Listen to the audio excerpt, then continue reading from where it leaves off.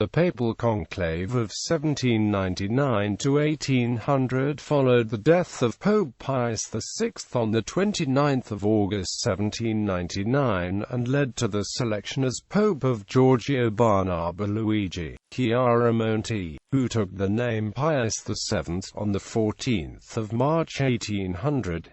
This conclave, the last conclave to take place outside Rome, was held in Venice. This period was marked by uncertainty for the Pope and the Roman Catholic Church following the invasion of the Papal States and abduction of Pius VI, under the French Directory. Historical context. Pope Pius VI.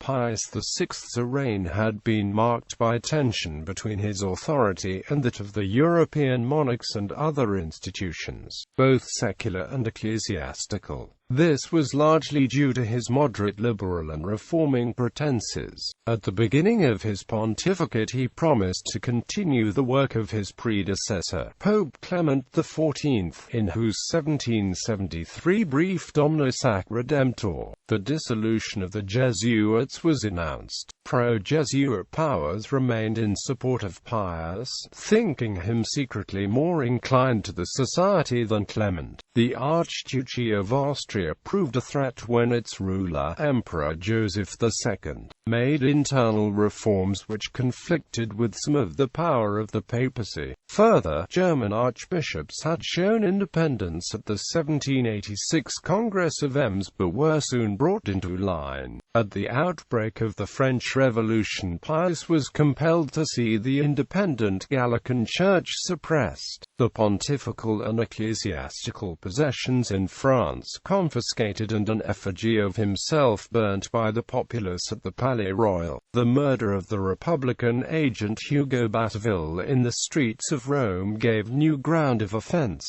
The papal court was charged with complicity by the French Convention, and Pius threw in his lot with the First Coalition against the French First Republic. The State of the Sea. In 1796, Napoleon Bonaparte invaded the Italian peninsula, defeated the papal troops and occupied Ancona and Loreto. He did not continue in conquer Rome, as the French Directory ordered. Being aware that this would not win favor among the French and Italian populations, Pius sued for peace, which was granted at Tolentino on February 19, 1797. The Treaty of Tolentino transferred Romagna to Bonaparte's newly formed Cispadane Republic in a hope that the French would not further pursue to the papal lands. Several reforms were made in the French-controlled regions, where much property of the Church was confiscated. Several factors led to the complete occupation of Rome by the French. Firstly, the entrance of the Russian army into northern Italy pushed the French back. Secondly, on December 28, 1797, in a riot created by some Italian and French revolutionists, the French general Mathurin Léonard Dupont of the French embassy was killed and a new pretext furnished for invasion. Louis-Alexandre Berthier marched to Rome, entered it unopposed on February 13, 1798, and, proclaiming a Roman Republic, demanded of the Pope the renunciation of his temporal authority. His actions were at the direction of the French government at the time, the Directory. Upon the Pope's refusal, he was taken prisoner, and on February 20 was escorted from the Vatican to Siena, and thence to the Certosa near Florence. The French declaration of war against Ferdinand III, Grand Duke of Tuscany, led to Pius's removal, though by this time deathly ill, by way of Parma, Piacenza, Turin and Grenoble to the citadel of Valence, where he died 6 weeks later, on August 29, 1799. Napoleon had nothing to do with the matter. He was in the Near East, and did not return to France until November 1799, where he conducted the coup d'état of November 9.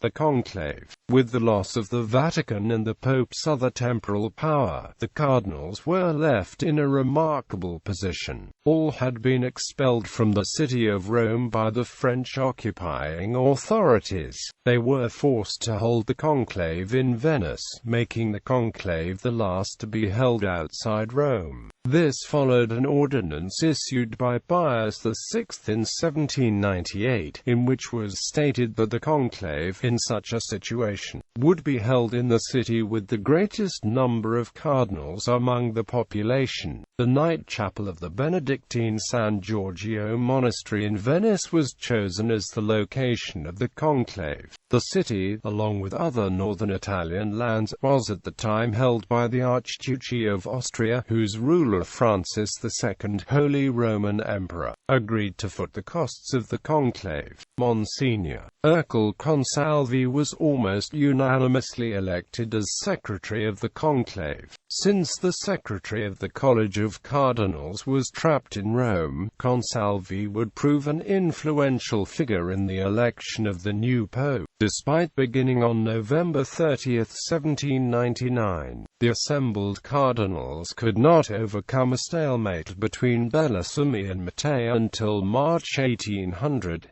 34 cardinals were present at the start, with the late appearance in conclave on December 10 of Cardinal Franciscus Hertzen van Harris, who was also the imperial commissioner of Francis II. He bore the imperial commands, the first of which was to get Cardinal Alessandro Mattei elected pope. Strangely, by December 28, 1799, Cardinal Hertzen had not yet presented his credentials as imperial ambassador. Carlo Bellarmine seemed a possible winner, with some 18 committed votes, but his unpopularity among the Austrian faction, who preferred Cardinal Alessandro Mattei, subjected him to the exclusiva. The conclave added a third possible candidate in Cardinal Hyacinth Sigismund Gödel CRSP, but Austria had rejected him from before the beginning of the conclave as too old. He was 82. As the conclave was in the third month, Cardinal Mori, who supported neither Bellarmine nor Mattei, suggested Gregorio Barnaba Chiaramonti, OSB Casson. In the middle of February, both Hertzen and Mori independently calculated that Chiaramonti had about 12 supporters.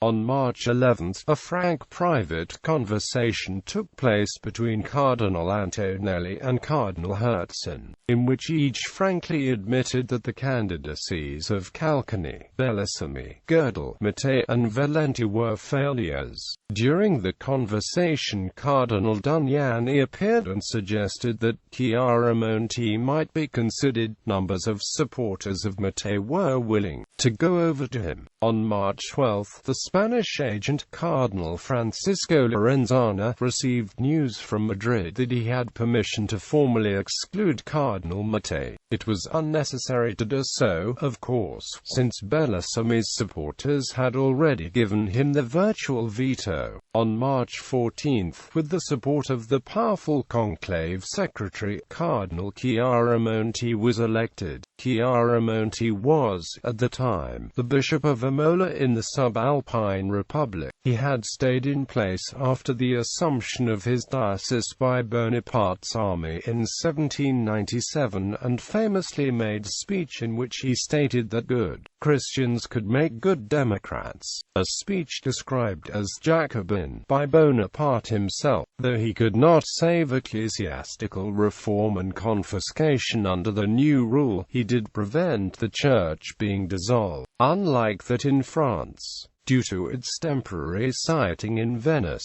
the papal coronation was hurried. Having no papal treasures on hand, the noble women of the city manufactured the famous papier-mâché papal tiara. It was adorned with their own jewels. Chiaramonti was declared Pope Pius VII and crowned on March 21 at the monastery church of S. Giorgio, a new pope. By the Battle of Marengo on June 14, 1800, the French regained northern Italy from the forces of Austria. Following this promotion, Bonaparte decided to recognize the new pope and restore the Papal States to those borders set out at Tolentino. The new pope headed for Rome, which he entered to the pleasure of the population on July 3. Fearing further invasion, he decreed the Papal States should remain neutral between Napoleonic Italy in the north and the Kingdom of Naples in the south. At the time the latter was ruled by Ferdinand III of Sicily, Ferdinand IV of Naples, a member of the House of Bourbon. Ercole Consalvi, the secretary of the conclave, was created a cardinal on August 11 and became the Secretary of State of His Holiness. On July 15, France officially re-recognized Catholicism as its majority religion in the Concordat of 1801, and the Church was granted a measure of freedom with a Galician constitution of the clergy. The Concordat further recognized the Papal States and that which it had confiscated and sold during the occupation of the area. In 1803 the reinstatement of the Papal States was made official by the Treaty of Lunéville. Napoleon pursued secularization of smaller, independent lands and, through diplomatic pressure, the dissolution of the Holy Roman Empire. The relations between the Church and the First French Empire declined following the Pope's refusal to divorce Jerome Bonaparte and Elizabeth Patterson in 1805.